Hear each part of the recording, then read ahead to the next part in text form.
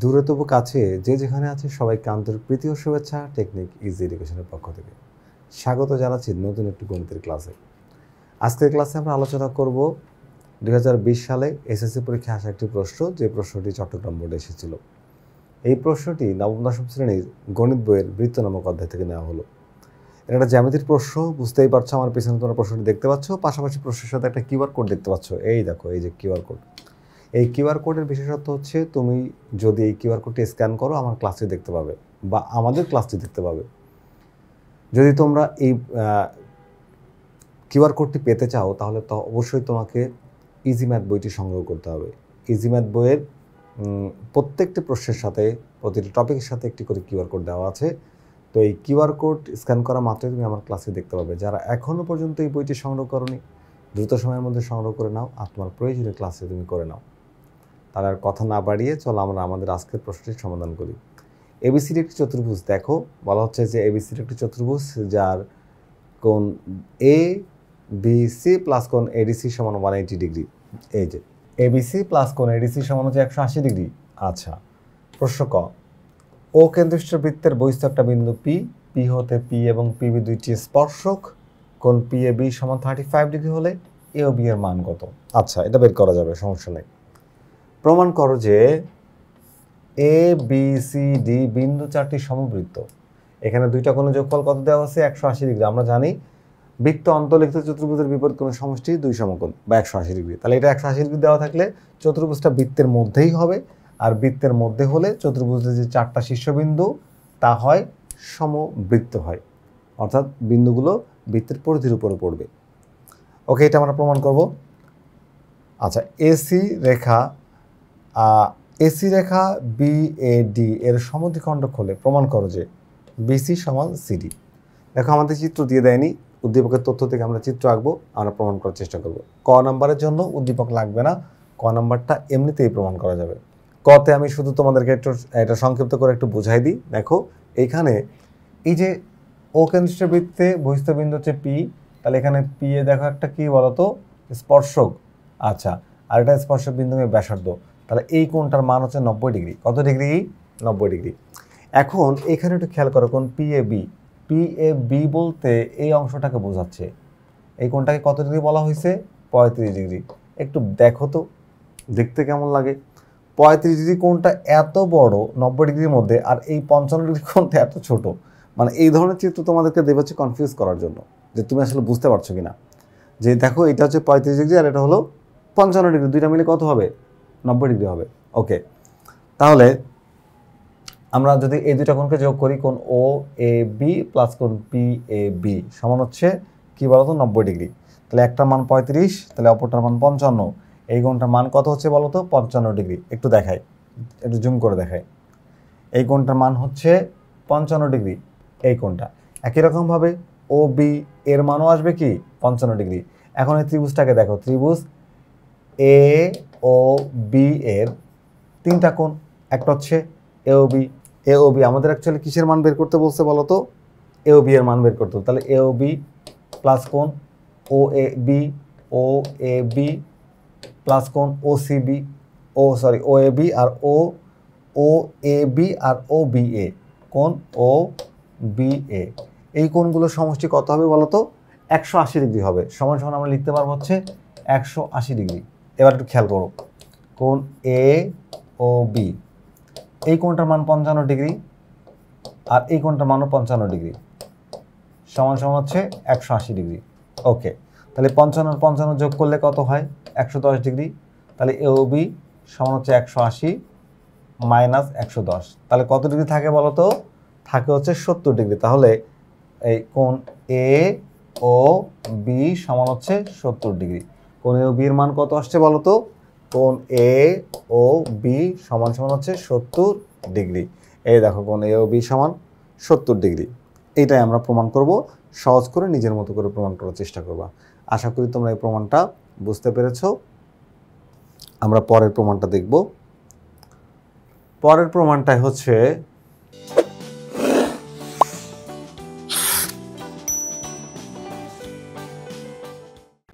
প্রশ্ন খ।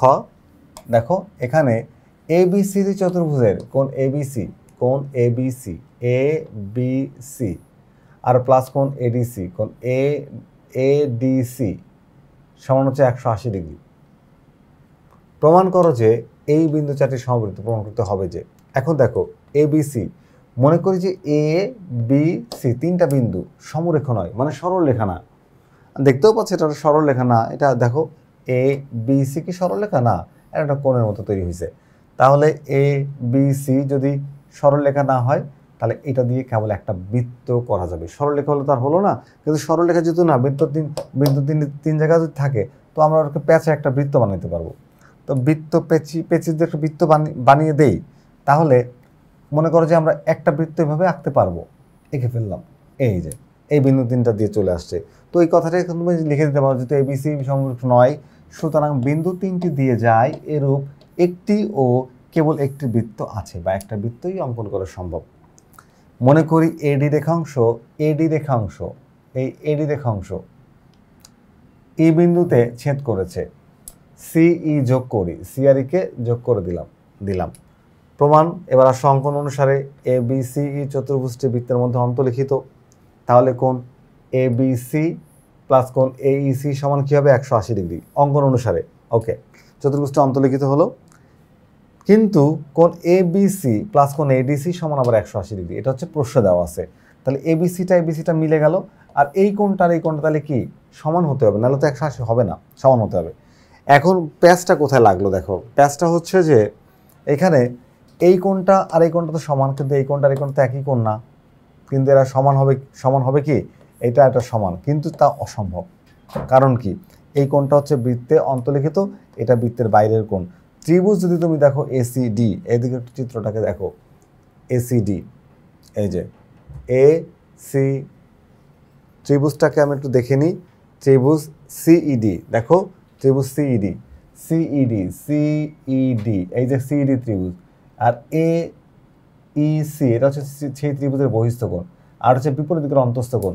ত্রিভুজের বহিস্থ কোণের মান তার বিপরীত অন্তস্থ দুইটা কোণের যে কোনোটার চেয়ে বড় হবে, এটা আমরা প্রমাণ করছি। তাহলে বহিস্থ কোণের মান এই কোণটা বাদ দিয়ে এই দুইটা যোগফলের সমান হয়, সেক্ষেত্রে ডি এর সমান ই কখনোই হতে পারে না। ডি এর সমান এই কি কখনোই হতে পারে না। তাহলে যদি এই কখনোই হতে না পারে, দেখো এই যে এই কোণটা অবশ্যই এই কোণটার চেয়ে বড় হবে। তাহলে ই ডি বিন্দুদ্বয় ভিন্ন হতে পারবে না, কারণ কোণ বলছে সমান, আবার এখানে কোণ তো সমান, একটা কোণ বড় হচ্ছে, বড় তো হতে পারবে না, প্রশ্ন বলছে 180। তাহলে সমান করতে গেলে কী করতে হবে, এই ডি বিন্দুকে অবশ্যই এসে ই বিন্দুর উপর পড়তে হবে। মানে ডি যে বাইরে যে বিন্দুটা ছিল, এই দেখো বাইরে যে বিন্দুটা ছিল, এইটা যদি এই ইয়ের উপর এসেই পড়ে তবেই এই কোণটা সমান হবে, তাছাড়া সমান হবে না। কারণ এটা হচ্ছে বিপরীত অন্তস্থ কোণ, এটা হচ্ছে বহিস্থ কোণ, দুইটা সমান হয় না, বহিস্থ কোণটা বড় হয়। এখন বলা হচ্ছে সমান প্রশ্নের মত অনুযায়ী, তাহলে সমান করতে গেলে ডিকে আইনে এখানে ফেলতে হবে, তখন দুইটা কোণ একটা কোণে কনভার্ট হবে। যখন দুইটা কোণ একটা কোণে কনভার্ট হবে, তখন আমরা এই যে ই এবং ডি বিন্দুতে ভিন্ন হতে পারবে না, ই বিন্দু অবশ্যই ডি বিন্দুর সাথে মিলে যাবে। আর যদি মিলেই যায়, তাহলে দেখো আমার যে বৃত্তটা এ বি সি ডি বৃত্তের পরিধির উপর পড়বে এবং এটা সমবৃত্ত হবে। এটা তোমার পাঠ্য বইয়ের মেইন বইয়েরই উপপাদ্য, তোমরা সেখান থেকে একবার দেখে আসতে পারো। আর এখানে তো আমরা প্রমাণ করলামই। আশা করি তোমরা প্রমাণটি বুঝতে পেরেছো। আমরা আমাদের পরবর্তী প্রশ্ন গ এর সমাধান করব। প্রশ্ন গতে বলা হয়েছে কি, যে এই এবিসিডি চতুর্ভুজের বিপরীত কোণ দ্বয় পরস্পর সম্পূরক, মানে 180। সম্পূরক মানে কি, দুই কোণের যোগফল 180। আচ্ছা, তো এখানে এরপরে বলছে কি, যে এবিসিডি বৃত্তের অন্তর্লিখিত চতুর্ভুজ এসি রেখা কোণ বিএডি এর লম্ব দ্বিখণ্ডক। এসি রেখা, এই হচ্ছে এসি রেখা, দিলাম এসি রেখা, কোণ কিসের, বিএডি। তাহলে বিএডি কোণটা হচ্ছে এই কোণটা, এই যে এই কোণটা, এর লম্ব দ্বিখণ্ডক। প্রমাণ করতে হবে বিসি সমান সিডি, অর্থাৎ বিসি সমান সিডি, এই দুইটা সমান প্রমাণ করতে হবে। এই দুইটা কি প্রমাণ করতে হবে, সমান প্রমাণ। তাহলে এসি রেখা কোণ বিএডি এর সমদ্বিখণ্ডক যদি হয়, দেখো কোণ বিএডি এর সমদ্বিখণ্ডক যদি হয়, তাহলে এই পাশের কোণটা আর এই পাশের কোণটা সমান হবে প্রশ্নের মত অনুযায়ী। তাহলে কোণ সিএডি, কোণ সিএডি এই অংশ, সিএডি এই অংশটা আর সিএবি এই অংশটা পরস্পর সমান হবে।